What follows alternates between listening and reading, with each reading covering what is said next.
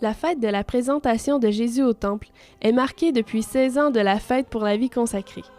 Instaurée par Jean-Paul II en 1997, cette journée a pour but de mieux faire connaître et apprécier la vie consacrée au monde entier. Essayer de voir comment nous, comme religieux, religieuses, consacrés, parce qu'il y a aussi des vierges consacrées avec nous, des instituts séculiers, il y a un paquet de monde qui ont donné leur vie pour le Christ.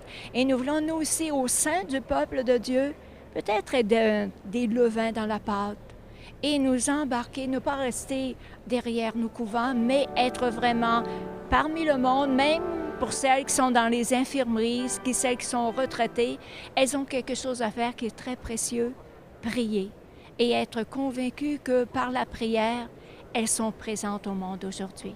C'est en l'Église des Saints-Martyrs canadiens que s'est rassemblé le 2 février 2012 200 à 300 personnes voulant célébrer le don de la vie consacrée. Cette journée avait pour thème, en communion avec l'Église diocésaine, la charité du Christ nous presse. Moi, je crois que si nous sommes moins présents en nombre, moins présents physiquement sur les champs, dans les champs d'apostolat, nous le sommes en qualité en travaillant, entre autres, dans des œuvres caritatives, dans des œuvres où la personne humaine est pour nous une priorité face à sa dignité de personne, en étant solidaire avec d'autres œuvres que les laïcs animent.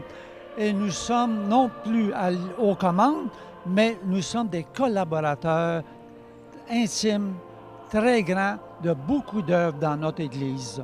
L'événement a débuté par une conférence de sœur Doris Lamontagne, petite franciscaine de Marie, qui a entretenu l'Assemblée sur la mission des consacrés au cœur du monde. Il a fait le lien avec Benoît XVI qui interpelle les consacrés par cette confession publique parce que c'est notre choix de vie. Je dirais, oui, notre action apostolique, quand on y est appelé, c'est correct, mais déjà, le témoignage, notre engagement, moi, je me souviens la journée où j'ai fait mes vœux perpétuels, je me disais, juste le fait que je choisis de donner ma vie au Christ, déjà cela est témoignage au cœur du monde. Une chorale a été formée expressément pour l'occasion et un mini-concert a précédé la célébration qui a été présidée par Monseigneur Lortie, qui justement a été nommé le matin même évêque de Mont-Laurier. Les fidèles de Québec en ont profité pour lui témoigner leur appréciation.